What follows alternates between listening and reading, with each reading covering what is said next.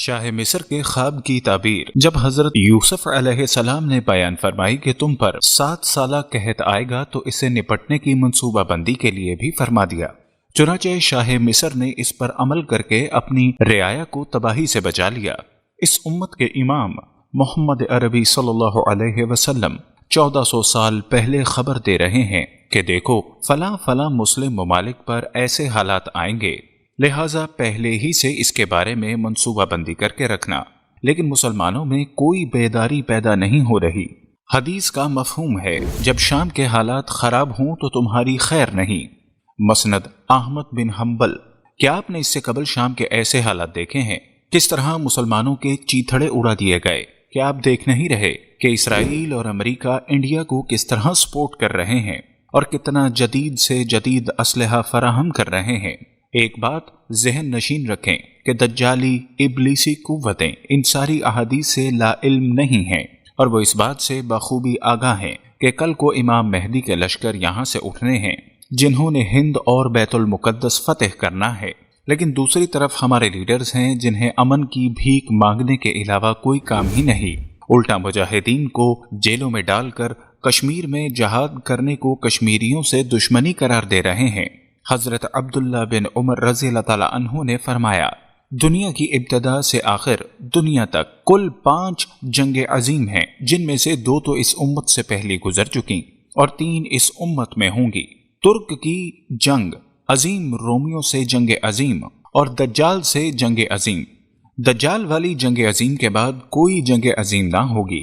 اگرچہ مسلمان اپنی سستی اور کاہلی کی وجہ سے ایک ہونے والی حقیقت کے لیے خود کو تیار نہیں کر رہے، لیکن کفر اس کا اعلان واضح اور دو ٹوک الفاظ میں کر رہا ہے۔ اگر کوئی اس انتظار میں ہے کہ حضرت مہدی رحمت اللہ آنے کے بعد جنگ عظیم کا اعلان کریں گے تو ایسا شخص بس انتظار ہی کرتا رہ جائے گا، کیونکہ حضرت مہدی رحمت اللہ کا خروج ایک ایسے وقت میں ہوگا جب جنگ چھڑ چکی ہوگی۔ حضرت ابو ہریرہ سے مرفوع روایت ہے کہ جب کالے جھنڈے مشرق سے نکلیں گے تو ان کو کوئی چیز نہیں روک سکے گی، حتیٰ کہ وہ ایلیا بیت المقدس میں نصب کر دیے جائیں گے۔ مسند احمد ترمذی۔ حضرت ابو ہریرہ رضی اللہ تعالیٰ عنہ سے روایت ہے کہ رسول اللہ صلی اللہ علیہ وسلم نے ہندوستان کا ذکر کرتے ہوئے فرمایا، تمہارا ایک لشکر ہندوستان سے جہاد کرے گا جس کو اللہ فتح دے گا۔ چنانچہ یہ لشکر ہند کے حکمرانوں کو زنجیروں اور ہتھکڑیوں میں جکڑ کر لائے گا۔ اللہ اس لشکر کے گناہوں کو معاف فرما دے گا۔ جب یہ لوگ واپس لوٹیں گے تو شام میں ابن مریم کو پائیں گے۔ حضرت ابو ہریرہ نے فرمایا، اگر میں نے اس جہاد کو پا لیا تو میں اپنی تمام نئی اور پرانی ملکیت فروخت کر دوں گا اور ہندوستان سے جہاد کروں گا۔ سو جب اللہ ہمیں فتح دے دے گا اور ہم واپس آئیں گے تو میں جہنم سے آزاد ابو ہریرہ ہوں گا، اور وہ ابو ہریرہ شام آئے گا تو وہاں عیسیٰ ابن مریم کو پائے گا۔ چنانچہ میں ان عیسیٰ بن مریم سے قریب ہونے کے لیے انتہائی بے قرار ہوں گا۔ میں ان کو خبر دوں گا کہ یا رسول اللہ، عیسیٰ بن مریم، میں آپ کے ساتھ شامل ہو گیا ہوں۔ راوی کہتے ہیں کہ حضرت ابو ہریرہ کی اس بات پر نبی کریم صلی اللہ علیہ وسلم مسکرائے اور ہنسے، پھر فرمایا، بہت دور، بہت دور۔ الفتن نعیم بن حماد۔ ہندوستان کے خلاف جہاد کی اہمیت کا اندازہ اس حدیث سے لگایا جا سکتا ہے کہ ان مجاہدین کی فضیلت اس جماعت کے ساتھ بتائی گئی ہے جو عیسیٰ بن مریم کے ساتھ مل کر دجال سے جہاد کرے گی۔ یہ آپ صلی اللہ علیہ وسلم نے غالباً اس لیے فرمایا کہ ایسا نہ ہو کہ سارے مجاہدین حضرت مہدی کے ساتھ جہاد کے شوق میں عرب میں جمع ہو جائیں اور ہندوستان سے غافل ہو جائیں۔ حالانکہ ہندوستان سے جہاد بھی اسی مشن کا حصہ ہے جس کے لیے حضرت مہدی جہاد کر رہے ہوں گے۔ سو مجاہدین ہند کی بھی وہی فضیلت بتائی گئی ہے جو دوسری جماعت کی ہوگی۔ پھر ساتھ ساتھ یہ خوشخبری بھی دی گئی کہ ہندوستان فتح کر کے آنے والوں کو یہ ملال بھی نہ رہے کہ انہیں حضرت مہدی یا عیسیٰ ابن مریم کے ساتھ جہاد کا موقع نہ مل سکا، اس لیے فرمایا واپس آ کر وہ عیسیٰ ابن مریم کو پالیں گے۔ ان احادیث میں ہندوستان کا اسلام کے لیے خطرناک ہونا بھی بتایا گیا ہے اور دجال کے ساتھ اس کے اتحاد کی طرف اشارہ ہے۔ یہی وجہ ہے کہ اس کی فضیلت ایسی ہے جیسے خود دجال سے جنگ کرنے والوں کی، نظریاتی اور تاریخی اعتبار سے یہودیوں کا سب سے پکا دوست ہندوستان ہے۔ نیز جنوبی ایشیا کو کنٹرول کرنے کے لیے ہندوستان کو مضبوط کیا جا رہا ہے۔ اس وقت ان کا مکمل زور بھارت کو مضبوط کرنے پر ہے۔ اس کے علاوہ اس خطے میں وہ جگہ بھی ہے جہاں دجال کے خلاف ایک لشکر نکلے گا جو حضرت مہدی کی حمایت کرے گا بلکہ ان کو مضبوط کرے گا۔ اس لیے اس وقت سے پہلے ہی یہودی بھارت کو ناقابل تسخیر بنانا چاہتے ہیں اور ہر اس قوت کو ختم کر دینا چاہتے ہیں جو بھارت کے لیے خطرہ پیدا کر سکے۔ پاکستان پر مسلسل دباؤ اور بھارت کی مکمل حمایت کو اسی تناظر میں دیکھنا چاہیے۔ جہاد کشمیر کا خاتمہ، پاکستان میں مجاہدین پر پابندیاں، قبائل اور افغان مجاہدین کے گرد گھیرا تنگ کرنا، کیا ان سب کو دیکھ کر اب بھی نہیں لگتا کہ ہمارا دشمن ان حدیثوں پر ہم سے پہلے عمل درآمد شروع کر چکا ہے اور ہم ہیں کہ ابھی فرصت ہی نہیں؟ اب ان حالات کو دیکھ کر نبی صلی اللہ علیہ وسلم کی احادیث پر ایمان رکھنے والوں کو پریشان ہونے کی بجائے پہلے سے زیادہ اپنے کام میں جوش و جذبہ اور نئے جنون کے ساتھ لگ جانا چاہیے۔ یہود و غنود کے سیاسی پنڈت جو چاہے اہل حق کو ختم کرنے کے لیے چال بازیوں اور امن مذاکرات کی چالیں چلتے رہیں، لیکن محمد عربی صلی اللہ علیہ وسلم کا رب آسمانوں میں اپنی تدبیر فرما رہا ہے اور یہود و غنود کی یہی چالیں ان پر الٹنے والی ہیں جن سے مجاہدین کے لیے نئے راستے نکلنے والے ہیں۔ صرف اللہ اپنے دوستوں کی استقامت کا امتحان لینا چاہتا ہے۔ حضرت ابو درداء رضی اللہ تعالیٰ عنہ سے روایت ہے کہ رسول صلی اللہ علیہ وسلم نے فرمایا، جنگ عظیم کے وقت مسلمانوں کا خیمہ ہیڈ کوارٹر شام کے شہروں میں سب سے اچھے شہر دمشق کے قریب الغوطہ کے مقام پر ہوگا۔ تمام محاذوں کی مرکزی کمانڈ دمشق کے قریب الغوطہ کے مقام پر حضرت مہدی کے ہاتھ میں ہوگی اور ہر محاذ کے کمانڈر سے حضرت مہدی کا رابطہ ہوگا۔ اسلام میں اس بڑی جنگ کا نام المحلمۃ الکبریٰ ہے، جس کا ذکر بائبل اور یہودی صحیفوں میں بھی ہر مجدون کے نام سے ملتا ہے۔ محققین کے مطابق یہ ایک ہی جنگ ہے جو حق اور باطل کے درمیان آخری جنگ کے طور پر لڑی جائے گی۔ حضرت امام مہدی سے قبل ایک فتنہ ہوگا جس کو صفیانی فتنہ کہا جاتا ہے، جس کی حکومت تقریباً 3.5 سال رہے گی۔ یہ امام مہدی کے ظہور سے قبل ایک بڑی نشانی ہوگی۔ حضرت حذیفہ رضی اللہ تعالیٰ عنہ سے روایت ہے کہ رسول اللہ صلی اللہ علیہ وسلم نے فرمایا، زورا میں جنگ ہوگی۔ صحابہ کرام نے پوچھا، یا رسول اللہ زورا کیا ہے؟ آپ نے فرمایا، مشرق کی جانب ایک شہر ہے جو نہروں کے درمیان ہے، وہاں عذاب مسلط کیا جائے گا، اسلحے کا، دھنس جانے والے پتھروں کا اور شکلیں بگڑ جانے کا۔ جب سوڈان والے نکلیں گے اور عرب سے باہر آنے کا مطالبہ کریں گے، یہاں تک کہ وہ عرب بیت المقدس یا اردن پہنچ جائیں گے، اسی دوران اچانک 360 سواروں کے ساتھ صفیانی نکل آئے گا، یہاں تک کہ وہ دمشق آئے گا۔ اس کا کوئی مہینہ ایسا نہیں گزرے گا جس میں بنی کلب کے 3000 افراد اس کے ہاتھ میں بیعت نہ کریں۔ صفیانی ایک لشکر عراق بھیجے گا جس کے نتیجے میں زوار میں 1,00,000 افراد قتل کیے جائیں گے۔ اس کے فوراً بعد کوفہ کی جانب تیزی سے بڑھیں گے اور اس کو لوٹیں گے۔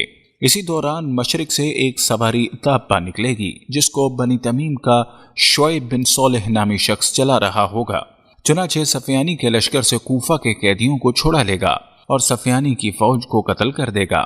صفیانی کے لشکر کا ایک دستہ مدینہ کی جانب نکلے گا اور وہاں 3 دن تک لوٹ مار کرے گا۔ اس کے بعد یہ لشکر مکہ کی جانب چلے گا اور جب مکہ سے پہلے بیدا پہنچے گا تو اللہ تعالیٰ جبرائیل علیہ السلام کو بھیجے گا اور فرمائے گا، اے جبرائیل ان کو عذاب دو۔ چنانچہ حضرت جبرائیل علیہ السلام اپنے پیر سے ایک ٹھوکر ماریں گے جس کے نتیجے میں اللہ اس لشکر کو زمین میں دھنسا دے گا، سوائے 2 آدمیوں کے، ان میں سے کوئی بھی نہیں بچے گا۔ یہ دونوں صفیانی کے پاس آئیں گے اور لشکر کے دھنسنے کی خبر سنائیں گے تو وہ یہ خبر سن کر گھبرائے گا نہیں۔ اس کے بعد قریش قسطنطنیہ کی جانب آگے بڑھیں گے تو صفیانی رومیوں کے سردار کو یہ پیغام بھیجے گا کہ ان مسلمانوں کو میری طرف بڑے میدان میں بھیج دو۔ رومی سردار ان کو صفیانی کے پاس بھیج دے گا، لہٰذا صفیانی ان کو دمشق کے دروازے پر پھانسی دے گا۔ جب وہ صفیانی محراب میں بیٹھا ہوگا تو ایک عورت اس کے ران کے پاس آئے گی اور اس پر بیٹھ جائے گی۔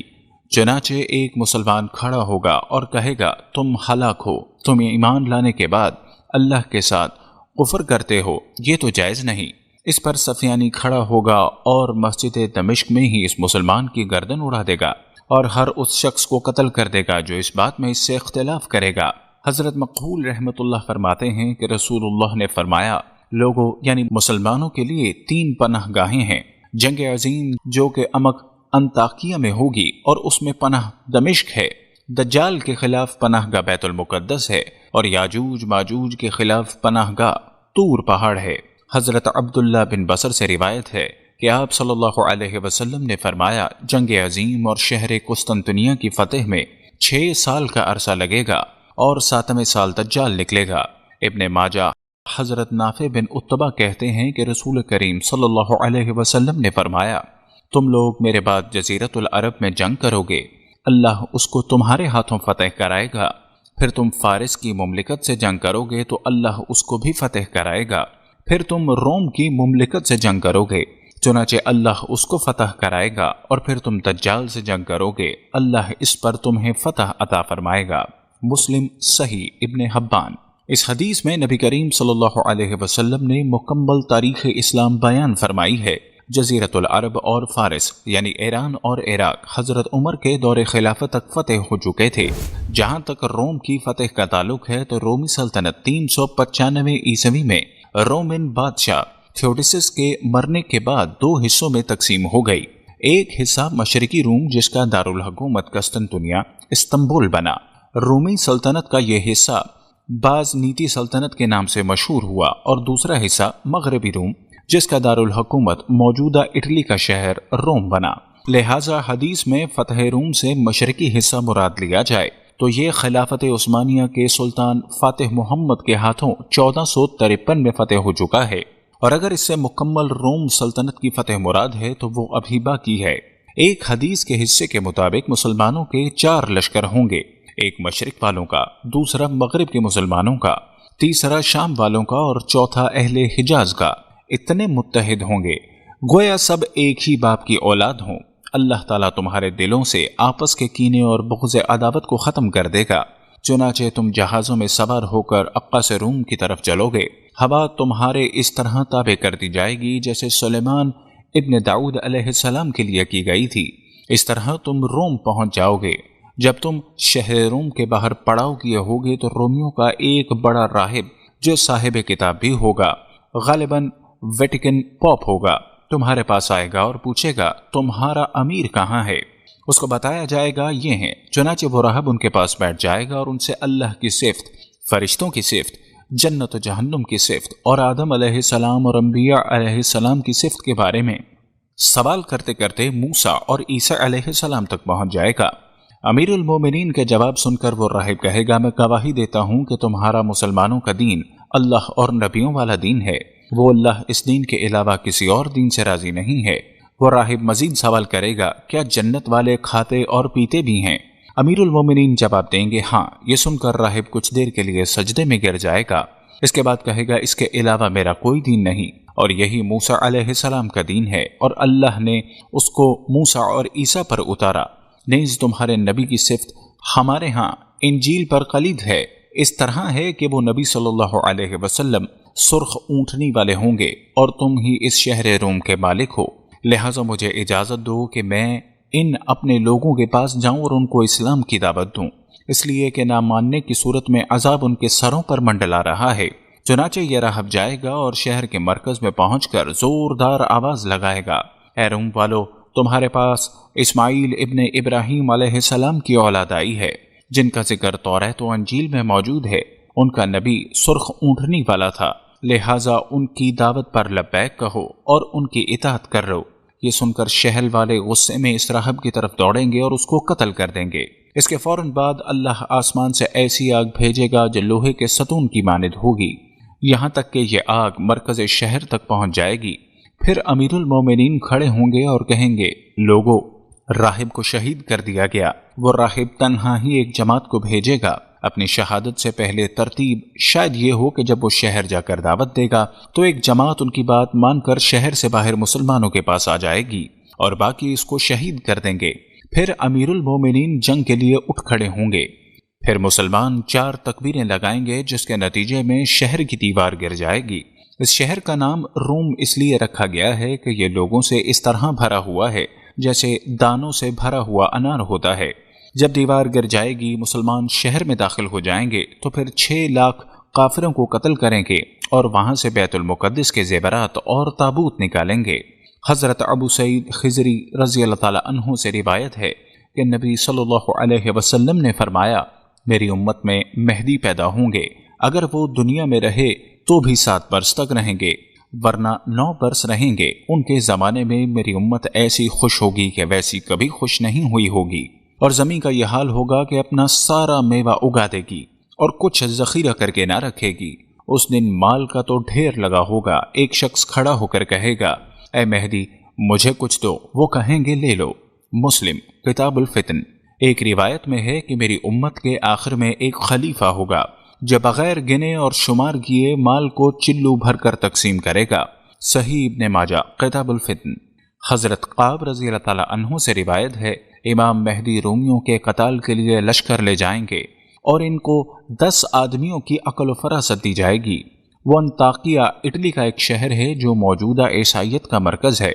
میں ایک غار سے تابوت سکینہ نکال لائیں گے جس میں وہ تورات ہوگی جو اللہ نے حضرت موسیٰ علیہ السلام پر نازل فرمائی تھی، اور وہ انجیل بھی ہوگی جو اللہ نے حضرت عیسیٰ علیہ السلام پر نازل فرمائی۔ وہ اہل تورات یہودیوں کے درمیان تورات سے اور اہل انجیل کے درمیان ان کی انجیل سے فیصلہ کریں گے۔ الفتن نعیم بن حماد۔ حضرت قاب رضی اللہ تعالیٰ عنہ سے روایت ہے کہ مہدی کو مہدی اس لیے کہتے ہیں کہ ان پر ایسی پوشیدہ چیز ظاہر کی گئی جو چھپ گئی ہے۔ وہ تورات اور انجیل کو انطاکیہ نامی ایک علاقے سے نکالیں گے۔ احادیث میں غور کرنے کے بعد یہ بات زیادہ مناسب لگتی ہے، اس خطے میں موجود دشمن مکمل طور پر شکست کھا جائے گا، کیونکہ صحیح احادیث میں یہ آیا ہے، حضرت مہدی کے دور میں مکمل امن و امان اور خوشحالی ہوگی، اور یہ ایک صورت میں ہی ممکن ہے جب دشمن علاقوں سے بھاگ جائے۔ نیز فتح قسطنطنیہ اور فتح روم والی حدیثیں بھی اس بات کی تائید کر رہی ہیں کہ عرب کے خطے میں موجود دشمن شکست کھا جائے گا۔ اب رہا اسرائیل کا مسئلہ، تو یہ واضح ہے کہ جب کافروں کی متحدہ فوجوں کو مار پڑے گی تو اس میں اسرائیل کی قوت بھی ختم ہو جائے گی۔ دجال کے بارے میں آتا ہے کہ وہ کسی بات پر غصہ ہو کر نکلے گا۔ ممکن ہے جب کفر کو واضح شکست ہو جائے تب دجال غصے کی حالت میں نکلے اور شکست خوردہ خفیہ طاقتیں دوبارہ اس کے ساتھ اکٹھی ہو جائیں۔ یہاں ہم خود یہود کی کتاب سے ایک حوالہ پیش کر رہے ہیں جس سے صاف پتہ چلتا ہے کہ یہودیوں کی ناپاکی کی وجہ سے اللہ اسرائیل کو تباہ کر دے گا۔ ان کی کتاب ازاخیل میں ہے، پھر اللہ کہتا ہے کیونکہ تم لوگ میرے نزدیک کھوٹے سکے ثابت ہوئے ہو، اس لیے تمہیں یروشلم میں جمع کروں گا جیسے لوگ سونا، چاندی، لوہا، کانسی کو آگ میں ڈالنے کے لیے جمع کرتے ہیں، اسی طرح میں بھی تمہیں غضب اور غضب کے درمیان جمع کروں گا، اور پھر تمہیں پگھلا دوں گا۔ میں تم پر اپنے غضب کی آگ بھڑکا دوں گا اور تم اس میں پگھل جاؤ گے، پھر تمہیں معلوم ہو جائے گا کہ تمہارے رب نے تمہارے اوپر اپنا غضب نازل کیا ہے۔ احادیث کے علاوہ اسرائیل کی تباہی کی طرح ہندوستان کی تباہی بھی حضرت نعمت اللہ شاہ ولی کی پیشن گوئیوں سے ملتی ہے۔ اگلی قسط میں دجال کی راہ ہموار کرنے والے دجالی ابلیسی ذہن کس طرح مسلمانوں کے لیڈروں کو اپنا آلہ کار بنا کر مسلمانوں کو خلاف سازشوں میں مصروف عمل ہیں۔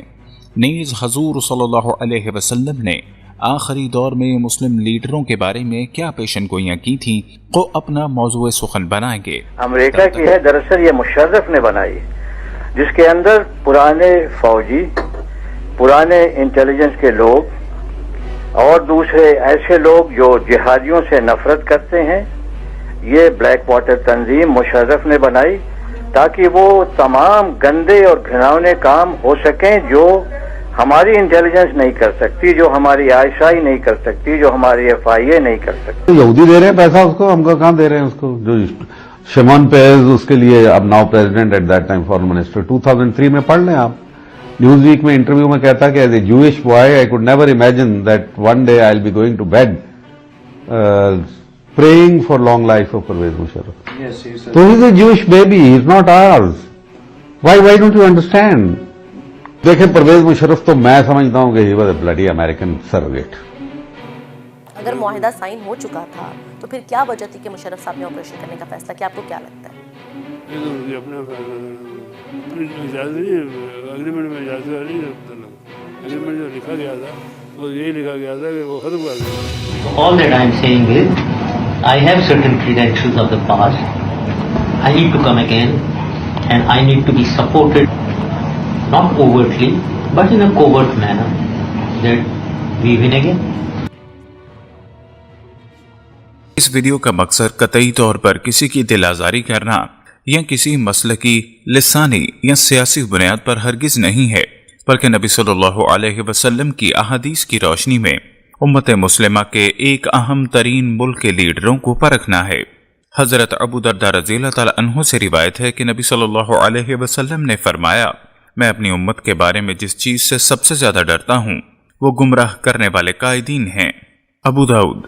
دجال کے وقت ان کی کثرت ہوگی اور یہ قائدین دجالی قوتوں کے دباؤ یا لالچ میں آ کر خود تو حق سے منہ موڑیں گے ہی، اپنے ماننے والوں کو بھی حق سے دور کرنے کا سبب بنیں گے۔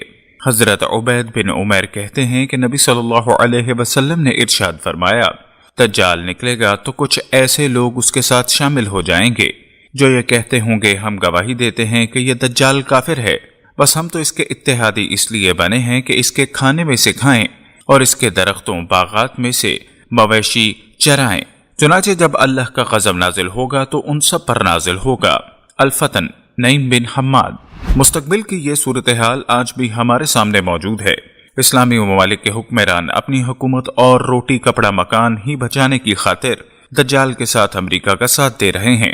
یہ دشمنان خدا اور رسول ہمیں معاشی اقتصادی پابندیوں ہی کی دھمکی تو دیتے اور لگاتے ہیں، اور یہ حکمران انہی پابندیوں کے ڈر کی وجہ سے غلامی کی دلدل میں پھنسے جا رہے ہیں اور سمجھتے ہیں کہ وہ قوم پر احسان کر رہے ہیں۔ لہٰذا اس حدیث کی روشنی میں ان حکمرانوں کو اپنا انجام بھی جان لینا چاہیے۔ امریکی صدر نکسن نے اپنی کتاب وکٹری ود آؤٹ وار میں لکھا ہے کہ 1999 تک امریکہ پوری دنیا کا حکمران اور انہیں فتح بلا جنگ کے حاصل ہوگی، اور پھر امور سلطنت مسیح سنبھال لیں گے۔ سابق امریکی صدر بش نے عراق پر حملے سے پہلے کہا تھا کہ اس جنگ کے بعد ان کا مسیح موعود یعنی دجال آنے والا ہے۔ اس کے بعد بش نے اسرائیل کا دورہ کیا۔ ماسکو ٹائمز کے مطابق اس دورے کے دوران ایک مجلس میں سابق فلسطینی وزیر اعظم محمود عباس اور حماد کے لیڈر بھی شریک تھے۔ بقول محمود عباس، بش نے دعوے کیے کہ میں نے اپنے حالیہ اقدامات کے لیے براہ راست خدا سے قوت حاصل کی ہے۔ خدا نے مجھے حکم دیا ہے کہ القاعدہ پر ضرب لگاؤں، اس لیے میں نے اس پر ضرب لگائی، اور خدا نے مجھے ہدایت دی کہ میں صدام پر ضرب لگاؤں، جو میں نے لگائی، اور اب میرا پختہ ارادہ ہے کہ مشرق وسطی کے مسئلے کو حل کروں۔ اگر تم لوگ یہودی میری مدد کرو گے تو میں اقدام کروں گا، ورنہ میں آنے والے الیکشن پر توجہ دوں گا۔ بش اپنی نبوت کا دعویٰ اکثر کرتا رہتا تھا۔ وہ کہتا تھا آئی ایم میسنجر، یعنی میں خدا کا پیغمبر ہوں۔ بش کا خدا ابلیس یا دجال ہے جو اس کو براہ راست حکم دیتا ہے۔ قرآن کریم نے اس طرح ارشاد فرمایا ہے، بے شک شیطان اپنے دوستوں کی طرف حکم بھیجتے ہیں تاکہ وہ تم سے جھگڑا کریں۔ سورہ الانعام آیت نمبر 121۔ جب بش کے ناقدین نے اس پر تنقید کی کہ اس جنگ میں خدا کو درمیان میں کیوں گھسیٹ رہے ہو، تو بش نے کہا خدا دہشت گردی کی اس جنگ میں غیر جانبدار نہیں ہے، اور مشرف بھی آخر دم تک اس دجالی نمائندے کا صف اول کا اتحادی بنا رہا۔ ایک دن سرکار دو عالم صلی اللہ علیہ وسلم نے جناب ابو ہریرہ سے مخاطب ہو کر کہا، جس کا مفہوم ہے آنے والے دور میں ایک ایسا شخص ظاہر ہوگا جو جب ایک دیہاتی کے پاس سے گزرے گا تو کہے گا، اگر میں تمہارے مردہ والدین کو زندہ کر دوں تو کہو کیا تم مجھے اپنا رب تسلیم کر لو گے؟ جس پر وہ کہے گا کیوں نہیں؟ تو پھر وہ اپنے دو شیطانوں کو حکم دے گا کہ اس کے والدین کی شکل میں حاضر ہو کر کہو کہ بیٹا اقرار کر، یہی تمہارا رب ہے۔ ناظرین، آپ دیکھ رہے ہیں یوٹیوب کے اس منفرد چینل اسپریڈ دی اسلام کو، جس نے آج کی اس ویڈیو کے لیے دجال کے نمائندوں کے ساتھ ساتھ دجالی نظام کے لیے راستے ہموار کرنے کی کوششوں کو بھی اپنا موضوع بنانے کی کوشش کی ہے۔ خواتین و حضرات، ہم جانتے ہیں کہ نبی صلی اللہ علیہ وسلم نے اس کائنات کے سب سے بڑے فتنے دجال کے خروج اور آخری زمانے میں جناب عیسیٰ بن مریم کی آمد کے حوالے سے کئی ایک احادیث روایت فرمائی ہیں جو کہ اس بارے میں ہماری رہنمائی فرماتی ہیں، جن میں سے ایک کے مطابق آپ نے فرمایا کہ دجال کے ساتھ پانی اور پھل کے ذخائر ہوں گے، وہ آسمان کو برسنے کا حکم دے گا تو بارش برسے گا، اور جب زمین کو حکم دے گا تو وہ اپنی پیداوار دینا شروع کر دے گی، جس سے مراد لی جاتی ہے کہ دولت دنیا اس کے تصرف میں ہوگی۔ ایک اور روایت کے مطابق اس کے ایک ہاتھ میں پانی اور دوسرے ہاتھ میں آگ ہوگی، اور یاد رکھو یہ ایک دھوکہ ہوگا، کیونکہ دراصل اس کے پانی والے ہاتھ میں آگ یعنی جہنم ہوگی، جبکہ آگ والے ہاتھ میں پانی یعنی جنت ہوگی۔ ایک حدیث میں دجال کے ساتھ روٹیوں اور گوشت کے پہاڑ کا ذکر ہے۔ مطلب یہ ہے کہ جو اس کے سامنے جھک جائے گا اس کے لیے دولت اور غذائی اشیاء کی فراوانی ہو جائے گی، اور جو اس کے نظام کو نہیں مانے گا اس پر ہر قسم کی پابندی لگا کر ان پر آگ برسائی جائے گی۔ جیسا کہ ہم نے کہا کہ دجال کے آنے سے پہلے اس کا فتنہ شروع ہو جائے گا۔ افغانستان اور عراق پر آگ کی بارش اسی کے ایک چیلے کی کارستانی ہے۔ جن لوگوں نے ابلیسی قوتوں کی بات مان لی ان پر ڈالروں کی بارش کی گئی۔ دجال کے وقت بھی بہت سے لوگ اپنا ایمان ڈالر اور دنیاوی حسن کے بدلے بیچ چکے ہوں گے، جنہوں نے ایمان کو چھوڑ کر دنیا کو اختیار کر لیا ہوگا، جنہوں نے اللہ کے نام پر کٹنے کی بجائے دجال کی طاقت کے سامنے سر جھکا دیا ہوگا، تو وہ اس کا کفر نہیں پڑھ پائیں گے، بلکہ اس کو وقت کا مسیحا اور انسانیت کا نجات دہندہ ثابت کر رہے ہوں گے، اور اس کے لیے دلائل ڈھونڈ ڈھونڈ کر لا رہے ہوں گے۔ دجال کے خلاف لڑنے والوں کو گمراہ کہا جا رہا ہوگا، پھر بھی ان کا اپنے بارے میں یہی دعویٰ ہوگا کہ وہ مسلمان ہیں، حالانکہ ان کا اسلام سے کوئی تعلق نہ رہا ہوگا۔ یہ سب اس لیے ہوگا کہ ان کی بدعمالیوں اور شقاوت قلبی کے باعث ان کی ایمانی بصیرت ختم ہو چکی ہوگی۔ علماء کرام کے مطابق اس کی آمد سے قبل اس کے چیلے دجالی نظام کے لیے اپنے کردار و عمل سے ماحول بنانا شروع کر دیں گے۔ ناظرین محترم، اب ذرا رواں صدی کے اوائل سے اٹھنے والے فتنوں کے تناظر میں یہ تجزیہ کرنے کی کوشش کریں کہ امریکی صدر بش کی دجالیت اور اس کے اتحادیوں کا کردار کن موسموں کا پتہ دیتا ہے۔ ہم جانتے ہیں کہ دجال دراصل وہ فتنہ ہے جس نے اپنی شیطانی طاقتوں کے ساتھ خیر کو مٹانے کے لیے نہ صرف کوششیں کرنی ہے، بلکہ اس وقت دنیا کے وسائل بھی اس کی دسترس میں ہوں گے۔ ہم یہ بھی جانتے ہیں کہ سپر پاور امریکہ کی رگ جاں بھی اس وقت اس قوم یعنی یہود کے ہاتھ میں ہے، جو دجال کو اپنا مسیحا جانتی ہے، اور یہ بھی سچ ہے کہ آج دنیا کے وسائل کا ایک بڑا حصہ اسی کے پنجہ خونی کا شکار ہے۔ سو ہم نے دیکھا کہ امریکہ نے عراق و شام پر حملہ کیا، اور مسلمانوں پر آتش و آہن کی اس بارش میں ایک دنیا جس میں عالم اسلام کی بڑی طاقتیں بھی شامل ہیں اس کی ہمراکاب ہو گئیں، اور نتیجتاً آج امریکہ خلیج کے تیل کے ذخائر پر قابض ہو چکا ہے، جبکہ اس آگ و خون کی بارش سے پہلے بش کی چنگیزی فطرت نے اپنی توپوں کا رخ افغانستان کی طرف کیا تھا۔ لیکن قابل صد افسوس مقام کے اس دفعہ بھی دجالی نظام کے نفاذ کی راہیں ہموار کرنے میں اس ملک یعنی پاکستان کی قیادت اس کی ہم رکاب تھی، جو کہ بنیادی طور پر اسلام کے نام پر وجود میں آیا، اور اس کے لیے پرکشش چیز صرف ڈالروں کا وہ سیلاب تھا جو مشرف کے ایمان کی قیمت بن گیا، اور اس نے نہ صرف ہر موڑ پر سب سے پہلے پاکستان کے دل فریب نعرے میں لپیٹنے کی بےہودہ کوشش کی، بلکہ بش کی خوشنودی کے لیے لال مسجد کی ان عفت مآب بیٹیوں پر خانہ خدا میں حملہ کرنے سے بھی گریز نہ کیا، جو کہ دجالی نظام کے خلاف جہاد میں مصروف عمل تھیں۔ لال مسجد والوں نے جب آنٹی شمیم اور چائنیز مساج سینٹر بند کروائے تو مشرف سمیت پاکستان کا سارا لبرل سیکولر طبقہ چیخ اٹھا کہ اس سے پاکستان کی بدنامی ہو رہی ہے۔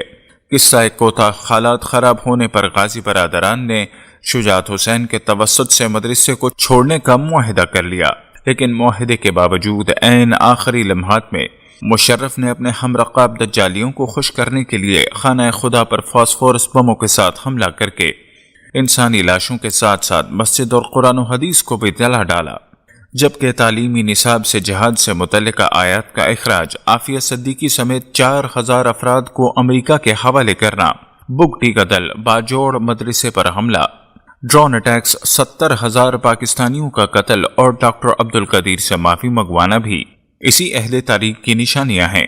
میڈیا کے ذریعے فحاشی اور اوریانی پھیلانا ابلیس و دجال کا سب سے بڑا ہتھیار سمجھا جاتا ہے۔ یہ کارنامہ بھی مشرف کے نامہ اعمال کا حصہ ہے۔ اب اس بات سے بخوبی آگاہ ہیں کہ مشرف کے دور میں ہی پون چینلز کو کیبل پر نشر کرنے کے اجازت نامے ملے، جس سے فحاشی کا ایک سیلاب امڈ آیا۔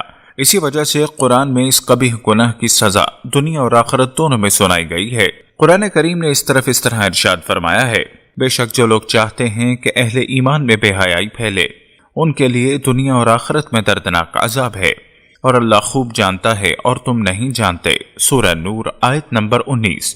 لہٰذا آپ دیکھ سکتے ہیں کہ ایک بہادر کمانڈر ٹی وی پر بیٹھ کر اپنی بیماری کا رونا رو رہا ہے، पहले तो वो आइडेंटिफाई नहीं हो रही थी। प्रॉब्लम जो मुझे है वो कोई डॉक्टर आइडेंटिफाई नहीं कर सक रहा था कि मुझे है क्या, प्रॉब्लम क्या है मुझे। बाद में पता हुआ मुझे जो प्रॉब्लम है वो 1 in a million है। वो ऐसी चीज़ है कि सबको नहीं होती है, आम नहीं है। नाजरीन गिरामी, अगर हम गौर करें तो हर गुजरने वाला दिन ये गवाही दे रहा है कि दौलत दुनिया यानी दज्जाल के खाने वाले हाथ की कशिश इस कदर बढ़ चुकी है कि तारीख में पहली दफा हम मरकज इस्लामिया यानी सऊदी अरेबिया में हाल ही में कायम होने वाले नाइट क्लब में थरकते वजूद के साथ रक्स कना एक खराफा को साजो आहंग पर कुरान पढ़ते नहीं बल्कि नाऊज़ बिल्ला गाते हुए सुनर देख सकते हैं। नाजरीन गिरामी, ये हैं वो हालात जो कि जाहिर करते हैं कि इस इब्लीस ज़ादे की आमद न सिर्फ करीब तर है बल्कि इसके चीले पूरे तनदही से उसकी हुकूमत की राहें साफ करने में मसरूफ हैं।